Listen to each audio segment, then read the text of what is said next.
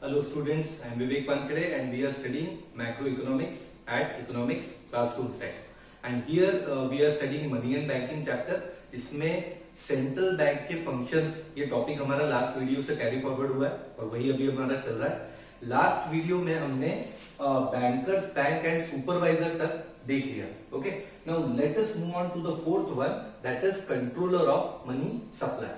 अब आप देखो क्या होता है कि जो सेंट्रल बैंक है, सेंट्रल बैंक हमको पता है कि इट इज अपेक्स बॉडी, वो सब सारे कॉमर्शियल बैंक्स के फंक्शंस को कंट्रोल करता है। और 1991 के बाद जब रिफॉर्म्स आए तो उसका जो रोल था सेंट्रल बैंक का, आरबीआई का, हम आरबीआई बोलते हैं क्योंकि इंडिया में it's reserve bank of India. So reserve bank of India, RBI का रोल थोड़ा सा फैसिलिटेटर की तरह ज्यादा हो गया। मतलब it's not a central thing कि भाई everything will be controlled by the RBI. काफी सारे क्या कहते हैं पावर्स या फ्रीडम या फिर उनको एक लिबरल किया गया थोड़ा सा कि उनको कॉमर्शियल बैंक थोड़ी सी छूट दी गई है। उनको कहा गया है कि भाई आप अपने अकॉर्डिंगली कुछ डिसीजंस ले सकते हैं, but then still they are certainly tied up by some rules. तो ये आरबीआई का या सेंट्रल बैंक का रोल है। देखो काफी सारे फंक्शंस देखे थे, इसमें नेक्स्ट है कंट्रोलर ऑफ मनी सप्लाई। अब मनी सप्लाई का कंट्रोल क्या होता है? मनी सप्लाई मतलब हमको पता है कि वो वाला मनी जो लोगों के पास है सर्कुलेशन में, इसको कंट्रोल करने का मतलब ये है कि व्हेनेवर आई से कि I want to control the money, then I will have to decide कि वेदर मैं लोगों के पास पैसा ज्यादा रखूं या ना रखूं। मतलब इन हैंड मनी जो है, यदि मैं चाहता हूं कि लोग ज्यादा चीजें खरीदे और डिमांड बढ़े मार्केट में, तो फिर मुझे मनी का सप्लाई बढ़ाना पड़ेगा। It's very natural. आप देखो if there is a labour, तो उस लेबर का if he is earning a salary of say 10,000 rupees per month and then आपने उसकी सैलरी बढ़ा के 20,000 कर ली, then definitely he will go and buy maybe a moped, maybe a television, maybe a refrigerator, maybe a washing machine। मतलब आप उसके पास पैसा दोगे तो वो कुछ ना कुछ जाके खरीदेगा। There will be another segment of people जिनकी बेसिक नीड्स पूरी हो चुकी है, उनके घर में लगभग काफी सारी चीजें हैं, तो वो क्या करेंगे? यदि आप उनको पैसा देंगे तो they will invest in some insurance policy, maybe something else, या फिर और किसी का शेयर खरीदेंगे ऐसा।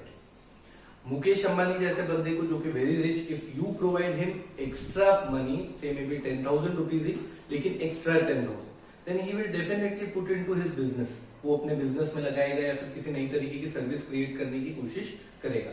तो ये अलग अलग लोगों का अलग अलग। तो ये मनी सप्लाई को जब कंट्रोल की बात आती है, यदि मैं चाहता हूं कि लोग ज्यादा स्पेंड करें, डिमांड बढ़े प्रोडक्ट्स की, तो मुझे मनी सप्लाई बढ़ाना पड़ेगा।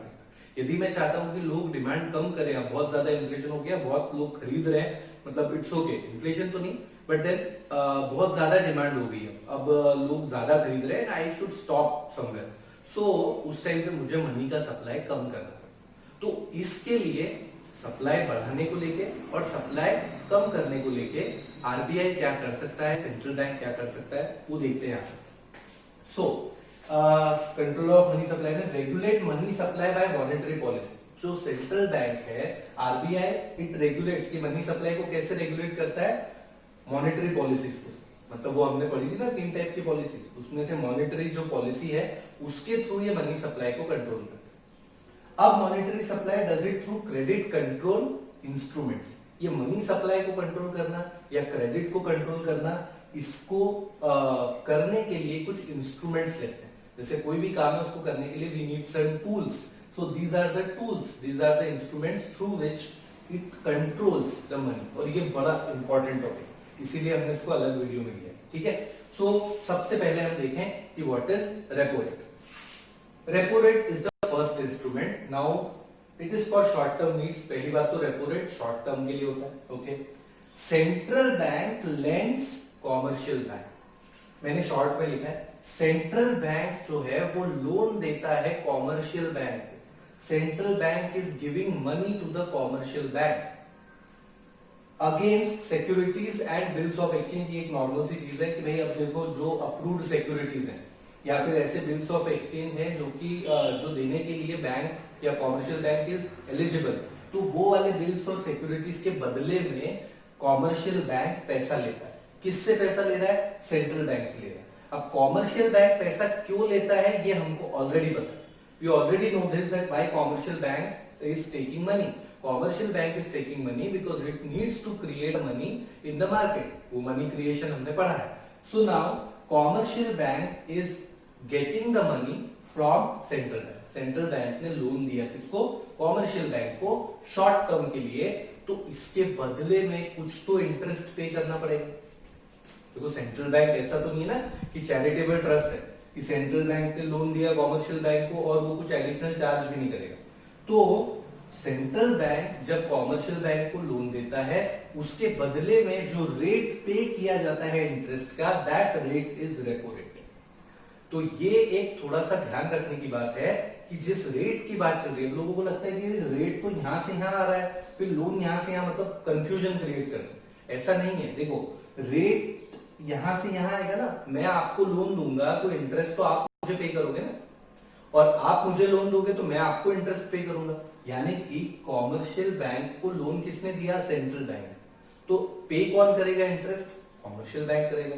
इजी से हमको याद क्या रखना है? हमको एक ही चीज है, जब सेंट्रल बैंक ने कॉमर्शियल बैंक को जिस रेट पे लोन लेंड किया है, central bank lends commercial bank on the rate which is called repo.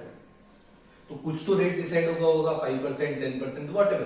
तो वो जो रेट है, जिस रेट पे इन्होंने इसको पैसा दिया है, that rate is repo. Okay, इसको क्या बोलते हैं? रेपो. अब ये शॉर्ट टर्म के लिए, यदि यही central bank is lending to commercial bank but for long term, यदि लॉन्ग टर्म के लिए दिया तो उस रेट को कहा जाएगा बैंक रेट. क्या कहा जाएगा? देखिए वीडियो चल रही है. हाँ चल रही है. इस रेट को क्या कहा जाएगा? Bank rate. कब? जब वो लॉन्ग टर्म के लिए, लॉन्ग टर्म के लिए सेंट्रल बैंक यदि कॉमर्शियल बैंक को कोई लोन देती है तो उसको हम कहते हैं बैंक रेट. ठीक है, इसका भी कुछ रेट होता होगा, 5%, 10%, 20, व्हाटएवर. तो जिस रेट पे central bank is lending money to commercial bank for long term is known as bank. Short term के लिए रेपो. ठीक. अब एक और नाम पहले देख लो, इसको मैं समझाता हूं अच्छे. रिवर्स रेपो रेट, उल्टी गंगा. Reverse repo rate. अब रेपो रेट क्या है? जो सेंट्रल बैंक चार्ज कर रहा था कॉमर्शियल बैंक से. रिवर्स रेपो रेट क्या होगा? जो कॉमर्शियल बैंक चार्ज करेगा सेंट्रल बैंक से. मतलब जब कभी कॉमर्शियल बैंक के पास, इसको देखो प्रेजेंट करने का तरीका किताब में अलग है. किताब में ऐसा लिखा है कि भाई कॉमर्शियल बैंक के पास जब सरप्लस में पैसा हो जाता है तो कॉमर्शियल बैंक सेंट्रल बैंक के पास रख देती है, because it looks very odd to say कि कॉमर्शियल बैंक ने सेंट्रल बैंक को लोन दिया. लेकिन समझने के लिए तो हमको ये भी सही है, और इट्स नॉट रॉन्ग. यदि लोन दिया भी है, कहा भी जाए तो कोई गलत नहीं. Commercial bank is lending to central bank. Commercial bank छोटा भाई, सेंट्रल बैंक बड़ा भाई. जब छोटा भाई बड़े भाई को पेमेंट करता है then that is reverse repo rate. Usually कैसा एक्सपेक्ट किया जाता है कि भाई बड़ा भाई छोटे भाई को पे करेगा. तो सीधी गंगा. वो उल्टी गंगा, मतलब छोटा भाई बड़े भाई को पैसा दे. तो दैट इज कॉमर्शियल. मतलब ऐसा कुछ है नहीं, but then just to understand. Okay, commercial bank lends money to the central bank. जिस भी रेट पे वो पे करता है that is called reverse repo rate. Clear? So ये तीन रेट्स हैं. अब ये रेट की वजह से मनी सप्लाई कैसे कंट्रोल होता है वो हम देखेंगे. इसके लिए मुझे ये मिटाना पड़ेगा. मैं इसको मिटा देता हूं. आपने ये देखिए, इसको एक बार स्क्रीनशॉट लेना है तो ले लो. देखो. सो अब क्या है कि रेपो रेट में हमने कहा कि एक तो हमारा है सेंट्रल बैंक. सेंट्रल बैंक इन्होंने कॉमर्शियल बैंक लोन देना है, और एक ये होगी पब्लिक. अब हम ये समझ रहे हैं कि इनके थ्रू कैसे कंट्रोल किया जाए. ठीक है, तो अब ये देखो इन्होंने क्या किया. सेंट्रल बैंक ने कॉमर्शियल बैंक को लोन दिया. सेंट्रल बैंक ने जब इसको लोन दिया तो से सपोज 5% इंटरेस्ट रेट दे दिया. एग्जाम्पल. ओके, सेंट्रल बैंक ने 5% पे कॉमर्शियल बैंक को दिया. कॉमर्शियल बैंक पब्लिक को कितने पे देगा? एक नॉर्मल सेंस बताओ. 5% से तो ज्यादा पे ही देगा, वरना फिर कॉमर्शियल बैंक को बचेगा क्या? तो मान लो कि वो 2% हमेशा एक्स्ट्रा ले. ठीक, 5% पे आया, 7% पे पब्लिक को मिल गया. अब यदि सेंट्रल बैंक चाहता है या से गवर्नमेंट चाहती है कि मार्केट में या पब्लिक के पास पैसा कम हो या लोग पैसा ज्यादा ना बोरो करें, तो गवर्नमेंट क्या करेगी, रेपो रेट को बढ़ा देगी। गवर्नमेंट क्या करेगी, आरबीआई क्या करेगा, इस 5% को 15%, 5% को 15% कर दिया, तो एज अ हॉबी ये भी 2% एक्स्ट्रा करके अब 17% कर देगा। अब जहां पे ऐसा होगा, ये तो क्या मैंने एक्सट्रीम ले लिया, बट वैसे बढ़ भी गया है, तो यदि इंटरेस्ट रेट बढ़ गया है लोन का, तो फिर पब्लिक लेगी क्या, यहां तो पब्लिक ले रही थी, यहां पब्लिक नहीं। मतलब यदि इस रेट पे लेना पड़ गया तो पब्लिक नहीं लेगी। मतलब जब भी कभी इंटरेस्ट रेट बढ़ जाएंगे तो लोन कम लिए जाएंगे। हमको पता है ऑलरेडी कि whenever the interest rate increases, पर वो इंटरेस्ट रेट यदि आरबीआई ने बढ़ा दिया, सेंट्रल बैंक ने बढ़ा दिया, आरबीआई ने बढ़ा दिया, तब तो फिर डेफिनेटली मार्केट में मनी का सप्लाई कंट्रोल में आ जाएगा। फिर and another case may be 5% था, यहां पे इन्होंने 3% कर दिया, तो अब 7% से ये 5% हो जाएगा, क्योंकि बैंक को अपने लिए 2% रखना है। अब क्या होगा, और ज्यादा लोग लेंगे क्योंकि रेट कम हो चुका है। तो अब यदि आरबीआई चाहता है कि मार्केट में मनी का सप्लाई बढ़े, लोग ज्यादा परचेस करें, डिमांड बढ़े, तो ऐसे टाइम पे वो रेट रिड्यूस कर लेगा। जब वो अपना रेट रिड्यूस करेगा तो आगे भी रेट रिड्यूस हो जाएगा।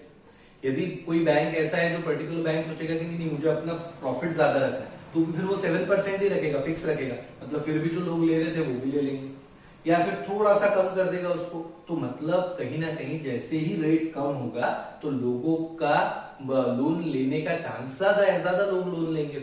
सो जब ज्यादा लोग लोन लेंगे तो अपने आप ही मनी सप्लाई मार्केट में बढ़ जाएगा। ठीक, तो ये रेपो रेट का काम, ठीक है, या फिर बैंक रेट का। अब इसका रिवर्स यदि आपको ना समझ आया हो तो आप एक बार फिर से रिवाइंड करके देखना, शॉर्ट में एक बार फिर बता देता हूं। सेंट्रल बैंक कॉमर्शियल बैंक को लोन देगा, यदि इसका रेट बढ़ गया तो इसका रेट भी बढ़ जाएगा, और जब रेट बढ़ जाएगा तो लोग नहीं लेंगे पैसा, नहीं लेंगे तो मनी सप्लाई कंट्रोल में आएगा। यदि रेट कम हो गया तो लोग ज्यादा पैसा लेंगे, इसका रेट कम हो गया तो इसका भी कम हो जाएगा, 7 से 5 हो गया ना, ये कम हो गया तो लोग ज्यादा पैसा लेंगे, मतलब मनी सप्लाई बढ़ जाए। तो एक तो ये रेपो रेट या बैंक रेट का काम। अब देखो रिवर्स रेपो रेट कैसे काम करेगा। रिवर्स रेपो रेट कैसे काम करेगा, क्या बोला मैंने, रिवर्स रेपो रेट मतलब, रिवर्स रेपो रेट मतलब मैंने बोला उल्टी गंगा। उल्टी गंगा छोटा भाई बड़े भाई को पैसे दे रहा है। छोटा भाई कौन है, कॉमर्शियल बैंक, बड़ा भाई कौन है, सेंट्रल बैंक। तो जब यहां से रेट चार्ज किया जा रहा है, अब कौन चार्ज कर रहा है, कॉमर्शियल बैंक सेंट्रल बैंक को चार्ज। अब मान लो ये है 7% रेपो रेट था, ठीक। अब इस रेपो रेट को, रिवर्स रेपो रेट को, इस रिवर्स रेपो रेट को रिड्यूस कर दिया, या से रिड्यूस कर दिया 5%। मतलब सेंट्रल बैंक कॉमर्शियल बैंक को पहले 7% पे कर रहा था, अब 5% पे कर रहा है। तो कॉमर्शियल बैंक अपना पैसा सेंट्रल बैंक के पास रखेगा क्या, कम इंटरेस्ट मिल रहा है, पहले 7 मिल रहा था अब 5 मिल रहा है, तो 7 में रखेंगे या 5 में रखेंगे, ऑब्वियसली 7 में रखेंगे। यदि मुझे किसी के पास पैसा रखने के 7% मिल रहे तो मैं तब रखूंगा, 5% है तो मैं नहीं रखूंगा वहां पे। यदि कॉमर्शियल बैंक 5% पे यहां नहीं रखेगा, मतलब वो यहां इश्यू कर देगा, उसके पास एक्सेस बच गया ना पैसा, जो पैसा वो यहां दे देता यदि 7% होता तो फिर वो वाला पैसा है, तो नीचे मान लो रेट चल रहा है 7%, ठीक है, चलो ये मान 7% का रेट, तो सेंट्रल बैंक को देता, यहां देता, एक ही बात थी, ठीक है। लेकिन यहाँ पे सेफ्टी ज्यादा है, सेंट्रल बैंक से पैसा वापस आ जाएगा, कंफर्म इंटरेस्ट पे मिल जाएगा। लोग कई बार लोन ना भी पे करें, ऐसा कुछ बिजनेस लॉस हो गया, कुछ हो गया, तो हो सकता है ना पे करें, तो कॉमर्शियल बैंक उठा के यहाँ देते। अब क्या होगा, यदि सेंट्रल बैंक ने अपना रिवर्स रेपो रेट कम कर दिया और उन्होंने कहा कि 5% ही दूंगा मैं, तो अब कॉमर्शियल बैंक क्या करेगा, बोलेगा नहीं इधर 7% मिलने के चांस है, यहाँ प्रॉफिट ज्यादा हो सकता है, रिस्क यहाँ पे लेना चाहिए।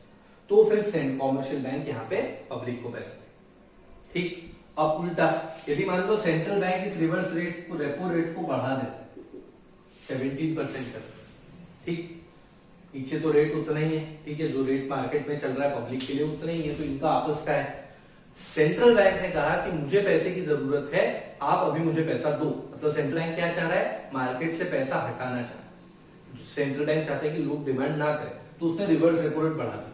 जैसे ही उसने 17% किया ना, तो अपना सारा पैसा कॉमर्शियल बैंक क्या करेगा, इसको दे दे। वो बोलेगा अरे भाई 17% है, ऐसा चांस मत छोड़ो, लोग कभी नहीं देने वाले 17%, तो ये तो आप इधर ही पैसा डाइवर्ट करो, इनको छोड़ो, यहां पैसा नहीं देना। 17% वाले केस में यहां पैसा नहीं देना, 5% वाले केस में सारा पैसा यहां दे दे। वो बोलेगा यार उधर तो 5% ही मिल रहा है, इस 17% वाले में वो यहां पे पैसा देगा ही नहीं। वो बोलेगा कि नहीं छोड़ो, वो तो वहां दे दो। सेंट्रल बैंक इतना हाई रेट पे कर, मतलब सेंट्रल बैंक का, आरबीआई का जो पर्पस है वो तो सॉल्व हो गया। आरबीआई जब चाहता है कि मैं मार्केट से पैसा कंट्रोल करूं, तो फिर वो रिवर्स रेपो रेट को बढ़ा देता है, या फिर वो रेपो रेट को व्हाटएवर जो कम कर देता है, बढ़ा देता है, अभी आपने देखा। तो ये आपको अपने माइंड में बिठा लेना है कि रेपो रेट के वक्त क्या करते हैं। रेपो रेट जो था सेंट्रल बैंक इससे चार्ज कर रहा था, वो रेट बढ़ गया, तब क्या करेगा, तब कॉमर्शियल बैंक, यदि वो रेट बढ़ गया तो कॉमर्शियल बैंक वहां से लोन नहीं लेगा, लोन नहीं लेगा तो फिर ऑब्वियसली उसके पास पैसा कम रहेगा, तो पब्लिक में नहीं दे पाएगा, एंड वाइस वर्सा। ठीक, इज इट क्लियर।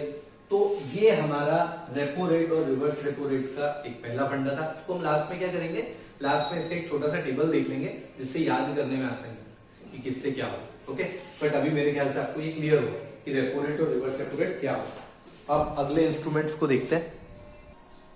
ये देखो, इस टाइप से टेबल ना स्टार्टिंग से ही बनाना, बाद में फिर दिक्कत होगी कि repo rate reverse repo rate का इंपैक्ट क्या होगा। तो अभी क्या लिखना, रिवर्स रेपो रेट। हमने टेबल कैसे बनाएंगे, मनी सप्लाई को रिड्यूस करना है, मनी सप्लाई को, मतलब लोगों के पास मनी सप्लाई का रिडक्शन होना चाहिए, तो रेपो रेट में क्या करेंगे। तो देखो, यदि बात रेपो रेट की थी तो क्या थी, शॉर्ट में एक बार फिर से देखो, ये इसको पे कर रहा है, फिर ये फर्दर पे कर रहा है। इसका 7% था, तो मे बी सॉरी, यहाँ पे इसका 5% था, तो ये 7% पे आगे दे रहा था।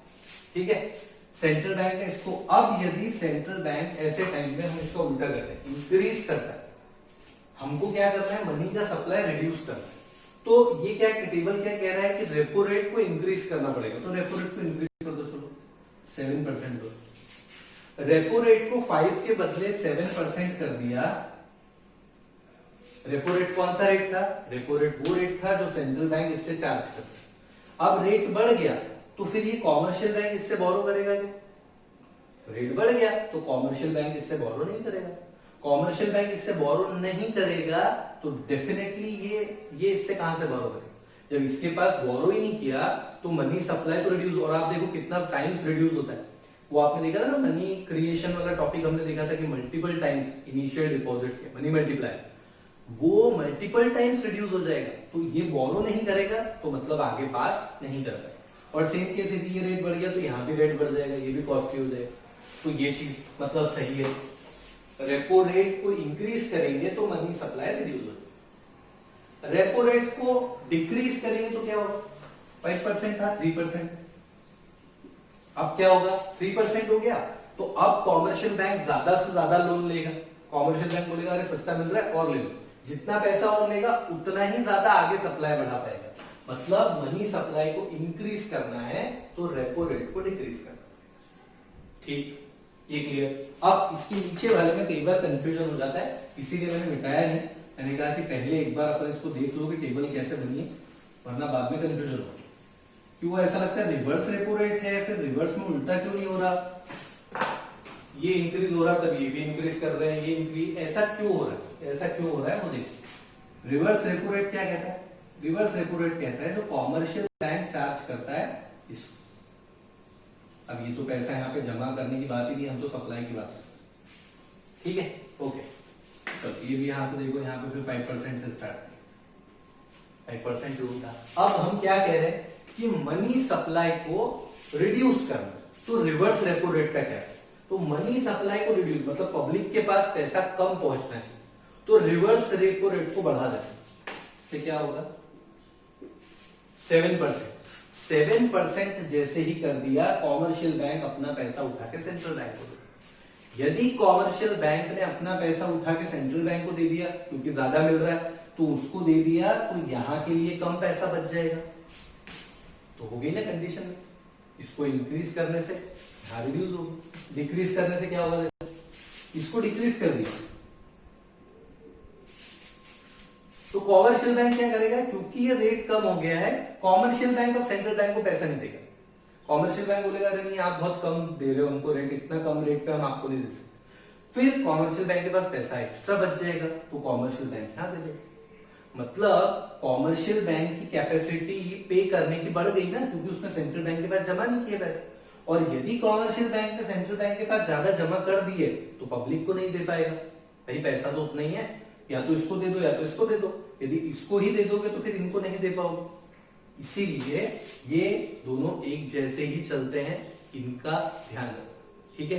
ये कंफ्यूजन होता है कई बार, इसका ध्यान रखो। अब अगला इंस्ट्रूमेंट देखते हैं, ओके। तो ये हमारे अगले instruments. What are the next instruments, let us see. Open market operations. Open market operations का सिंपल याद रखने का आपको बताता हूं, मैं हमेशा कहता हूं नाम से याद रखो। ओपन मार्केट ऑपरेशन मतलब आरबीआई भी मार्केट में आके ट्रेडिंग करने लगती है। मतलब सेंट्रल बैंक क्या करता है, मार्केट में आके गवर्नमेंट की सिक्योरिटीज को बेचने और खरीदने का काम करता है, ठीक है। अब आप सोचो कि सेंट्रल बैंक जो सिक्योरिटीज देती है, गवर्नमेंट की सिक्योरिटीज होती है, गवर्नमेंट की securities are the most loyal kind of investment, ऐसे इन्वेस्टमेंट जिनका रिटर्न आना ही आना है। तो वो जो सिक्योरिटी यदि आरबीआई मार्केट में सेल करने के लिए जाता है, बैंक को करे या पब्लिक को करे, क्योंकि सारे ट्रांजैक्शन होने तो बैंक के थ्रू ही है, इसीलिए पब्लिक या कॉमर्शियल बैंक जब गवर्नमेंट सिक्योरिटीज परचेज करते हैं तो क्या करते हैं वो, यहाँ पे सेंट्रल बैंक है, यहाँ पे कॉमर्शियल बैंक है या पब्लिक है, तो पब्लिक या कॉमर्शियल बैंक क्या करती है, सिक्योरिटी जब परचेज करती है तो ये अपना पूरा पैसा इनके पास देते। जब पैसा सिक्योरिटीज को परचेज करने में इनके पास चला गया तो मार्केट में कम हो गया पैसा, सप्लाई रिड्यूस हो गया। तो सप्लाई रिड्यूस करने के लिए सेंट्रल गवर्नमेंट को क्या करना पड़ेगा, सेंट्रल गवर्नमेंट ये परचेज कब करेगा, जब ये सेल करेगा। इसने सेल किया अभी ये परचेज करेगा, ओके। देखो एक मिनट जरा इसको चले जाने दो।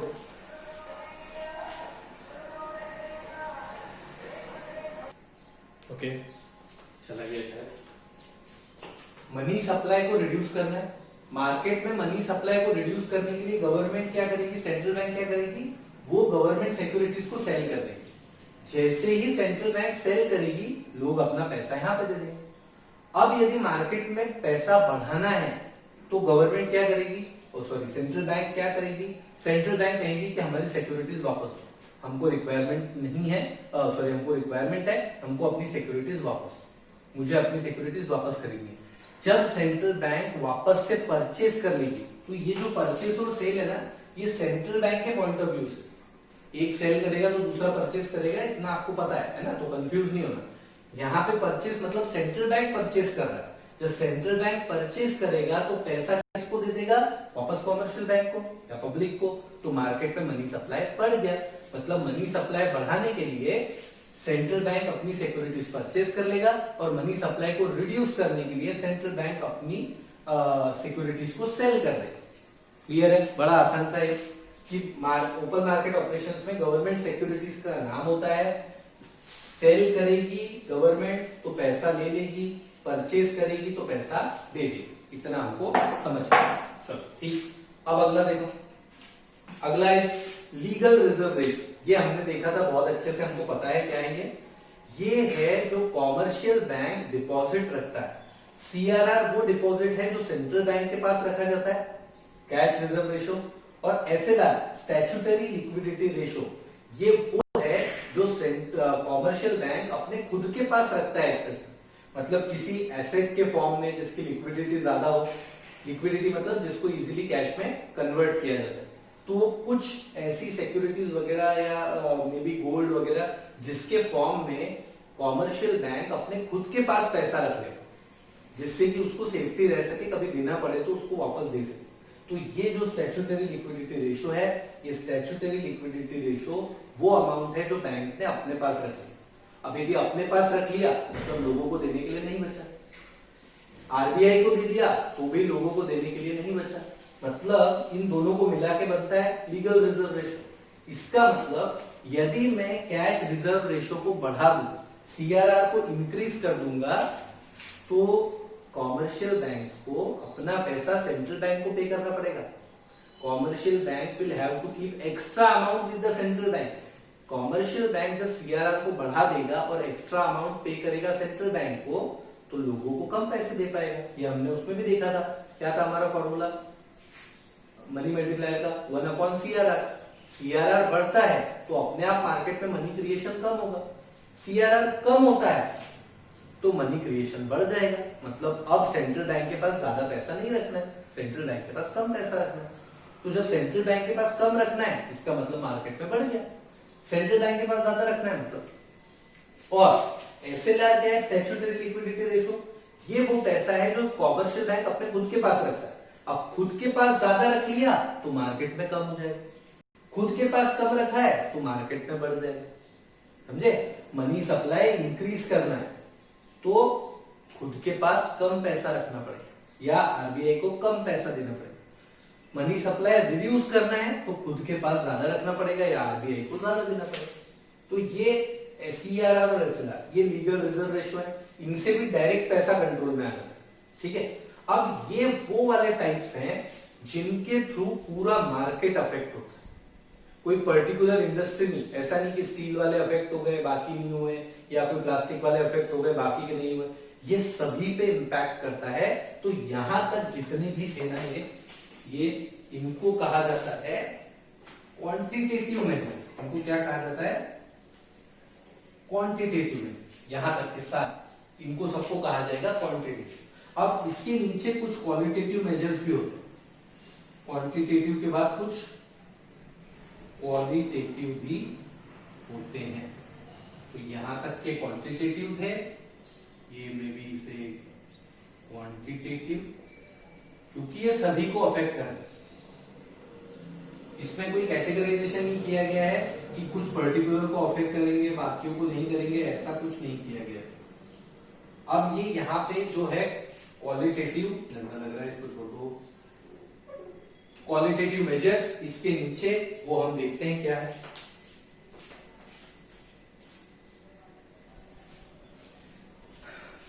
Next is margin requirement.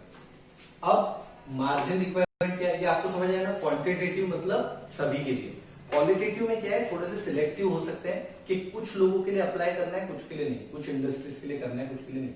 Margin requirement देखो क्या होता है। मार्जिन मतलब whenever you go to take a loan from the bank, bank will say भाई कुछ सिक्योरिटी रहती है, जो सिक्योरिटी का मार्केट प्राइस है, दैट प्राइस कैन बी से 10 लाख। आपने कहा मेरी 10 लाख की प्रॉपर्टी है, मुझे इसके अगेंस्ट लोन चाहिए। अब 10 लाख की प्रॉपर्टी के अगेंस्ट जो लोन आपको मिलने वाला है, वो लोन आपको क्या लगता है कितने का मिलेगा? 10 से ज्यादा का मिलेगा या 10 से कम का मिलेगा या 10 का मिल जाएगा? ना 10 से ज्यादा का मिलेगा ना 10 का मिलेगा, 10 से कम का मिलेगा, ठीक है।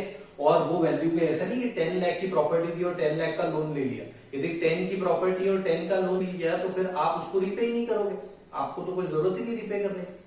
आप उसको रीपे तब करोगे जब आपने प्रॉपर्टी ज्यादा रखी है और मिला कम, तो वो बदले में ना इंटरेस्ट वगैरह सारा अमाउंट मैच करके they give a figure, so that loan of से मे बी 6 लाख। यदि प्रॉपर्टी 10 लाख की है और उस पे लोन मुझे 6 लाख का मिल रहा है, तो margin is amount of loan. कितना है amount of loan? 6 minus market value of securities, ठीक है। तो मार्केट वैल्यू, इसको उल्टा लिख लो वरना माइनस में आएगा तो फिर आप परेशान होंगे। Market value of securities is 10 lakh, amount of loan is 6 lakh, so 10 minus 6 is 4। 4 lakh rupees is the margin in this particular example.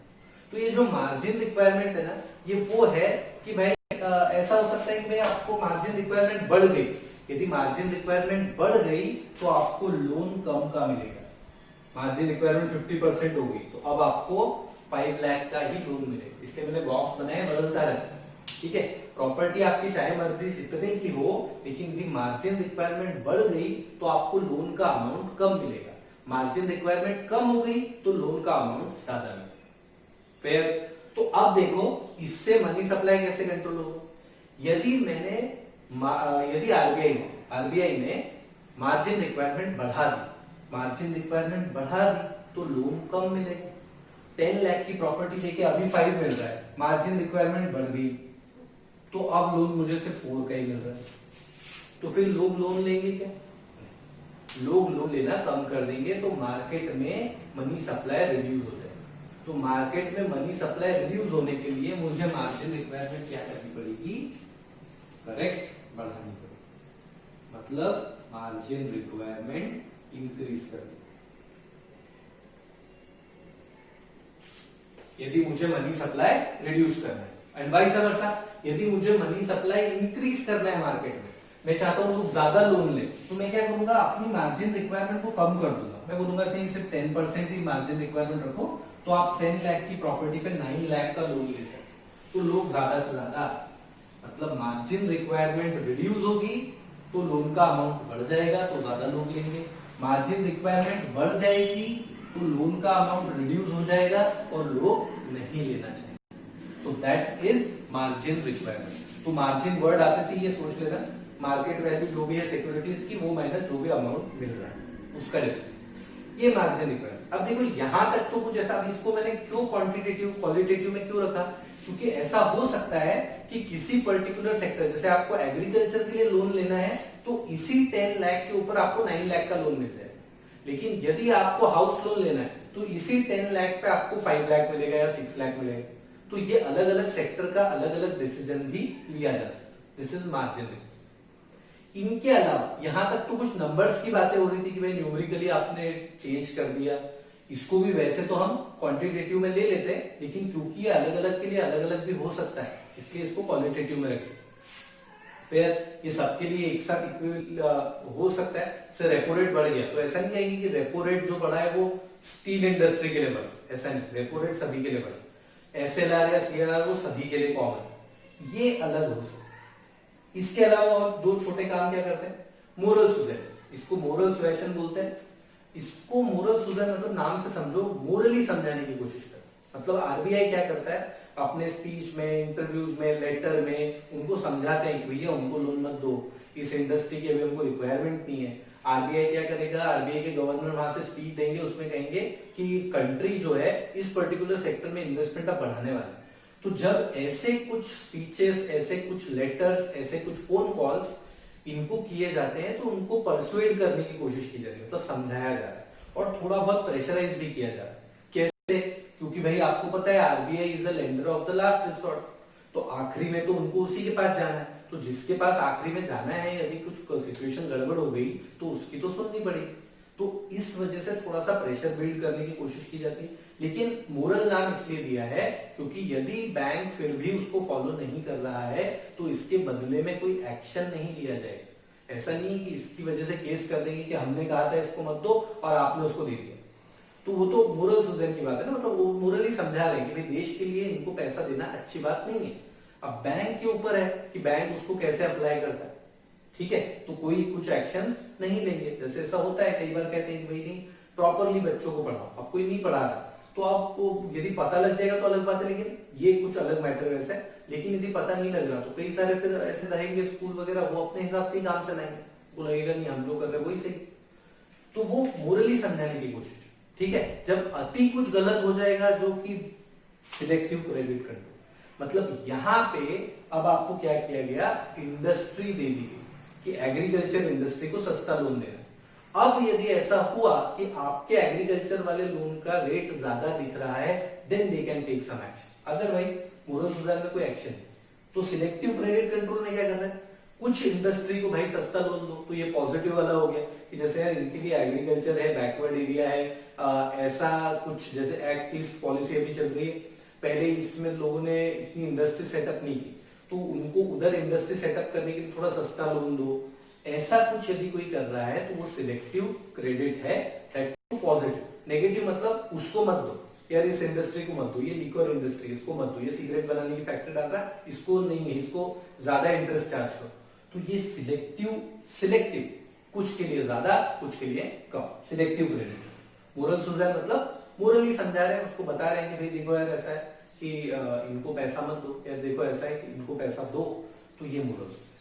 ये जितने भी टूल्स हैं मतलब यहां तक के और इंक्लूडिंग दिस, इनको यहाँ पे इसलिए लिख सकते हैं, इनका कुछ इंक्रीज डिक्रीज का नहीं है, सिलेक्टिव क्रेडिट मोड। ये सारे के सारे किसके अंडर आते हैं? कंट्रोलर ऑफ मनी सप्लाई के इंस्ट्रूमेंट्स। ये इंस्ट्रूमेंट्स हैं मनी सप्लाई को कंट्रोल करने। मोरली समझा सकते हो, किसी इंडस्ट्री को सिलेक्टिव क्रेडिट दे सकते हो, repo rate, reverse repo rate, इनसे मनी का सप्लाई कंट्रोल करने का काम सेंट्रल बैंक करता है। ठीक है, so this was the fourth function जो हमने देखा। अब एक बार लास्ट फंक्शन देखते हैं, what is the fifth function. Okay, so ये last function custodian of foreign exchange reserve. तो पहले हमने यहाँ पे चारों लिखे थे, उनके बाद एक फिफ्थ वाला लिखा था, आप पीछे रिवाइंड करके देख सकते हो। ये जो फिफ्थ फंक्शन है custodian of foreign exchange reserve, ये जितना भी ट्रांजैक्शन फॉरेन कंट्रीज का होता है इंडिया के साथ या इंडिया के किसी भी रेसिडेंट के साथ, तो उनका सारा ट्रांजैक्शन यदि फॉरेन करेंसी में है तो वो किसके थ्रू होता है? RBI. All transactions including foreign currency should be rooted through RBI. RBI से ही सारा पैसा आता है और जाते वक्त भी आरबीआई के पास सारे ट्रांजैक्शन के डिटेल्स होते हैं। Even the smallest purchase like a pen from foreign, if you are doing it within the country से आप कर रहे हैं और फॉरेन एक्सचेंज के थ्रू आप कर रहे हैं, then it has to be recorded with RBI. तो आरबीआई को हर वक्त ये पता रहता है कि देश में कितनी फॉरेन करेंसी अवेलेबल है। इससे क्या फायदा होता है? इससे ये फायदा होता है कि जो वैल्यू है ना करेंसी की, जैसे होता है कि अब $1 इज इक्वल टू इतने रुपए, इतने dollar is equal to that many rupees, so ये वाला जो स्टेबिलिटी है वो मेंटेन रखने का काम आरबीआई कर सकता है, क्योंकि उसको पता है कि कितने ट्रांजैक्शंस अभी तक हुए हैं और पॉसिबली कितने आगे होने वाले हैं। सो ये स्टेबिलिटी का एक रीजन है कि external value of currency stabilise रहती है। Then the next is it coordinate policy of balance of payment. Balance of payment हमारी वीडियो रेडी हो चुकी है, आप उसका यूनिट देखो जाके। बैलेंस ऑफ पेमेंट में सारे ट्रांजैक्शंस नोट किए जाते हैं, तो उसमें कई बार डेफिसिट होता है, कई बार सरप्लस होता है, कई बार करंट डेफिसिट होता है, कई बार कैपिटल डेफिसिट या सरप्लस। ये सारा कोऑर्डिनेट करने के लिए एक सिंगल जगह से कोऑर्डिनेशन होने का बहुत जरूरत है। यदि एक सेंट्रलाइज जगह से सब कुछ कोऑर्डिनेट होगा तो that will create a impact on people outside the country. लोगों पे एक इम्पैक्ट पड़ेगा कि वो बीओपी को कैसे, डेफिसिट को या सरप्लस को कैसे टैकल करें। यदि ये अलग अलग जगह पे होता, आरबीआई एक सेंट्रल अथॉरिटी नहीं होती, तो फिर उनको सबको भी कहीं ना कहीं कोलैबोरेट करना पड़ता, वरना एक अपने तरीके से चलता और दूसरा अपने तरीके से। इसीलिए ये एक फंक्शन और है आरबीआई का जो कि बहुत इंपॉर्टेंट है। आपको पता है सारा का सारा पेट्रोल डीजल जितना भी हम क्रूड ऑयल यूज करते हैं वो सबसे बड़ा मेजर परचेस हमारा बाहर से होता है। फार्मास्यूटिकल कंपनीज हो चाहे कुछ भी हो, उनका रॉ मटेरियल बाहर से आता है काफी सारा। तो उसके लिए हमको ये पता होना जरूरी है कि हमारे रिजर्व्स कितने हैं। अभी रिसेंट में न्यूज थी कि फॉरेन रिजर्व बहुत ज्यादा बढ़ चुके हैं। तो फॉरेन रिजर्व ज्यादा बढ़ चुके हैं मतलब आपके पास इतना एक्सचेंज है, फॉरेन की करेंसी है, तो आप बाहर से बिना अपनी करेंसी को इन्वेस्ट किए परचेज कर सकते, मतलब उतने ही रिसोर्सेज आपके देश के पास बढ़ते हैं। ओके, सो ये एक इंपॉर्टेंट फंक्शन है custodian of foreign exchange reserve. तो यहाँ पे ये हमारी यूनिट खत्म होती है मनी एंड बैंकिंग की, जिसमें सेंट्रल बैंकिंग के फंक्शंस हमने सारे ही देख लिए। कोई भी डाउट या कोई भी क्वेरी आए, 6 मार्क्स की ये यूनिट है और जो कि डेफिनेटली 6 मार्क्स देके ही जाएगी। इसको यदि कोई भी डाउट या आता है तो आप इस कमेंट बॉक्स में आप लिख सकते हैं। ये वाली वीडियो थोड़ी एक्सटेंडेड हो गई, लेकिन एक ही वीडियो में आपके जो मेजर फंक्शंस थे वो सारे कवर हो चुके, और इसके पहले वाली में हमने 3 फंक्शंस भी देखे। तो cumulative both the videos put together आपके सारे फंक्शंस यहाँ पे कवर हो। ओके, सो अगली यूनिट के साथ नेक्स्ट वीडियो में मिलेंगे। Thank you.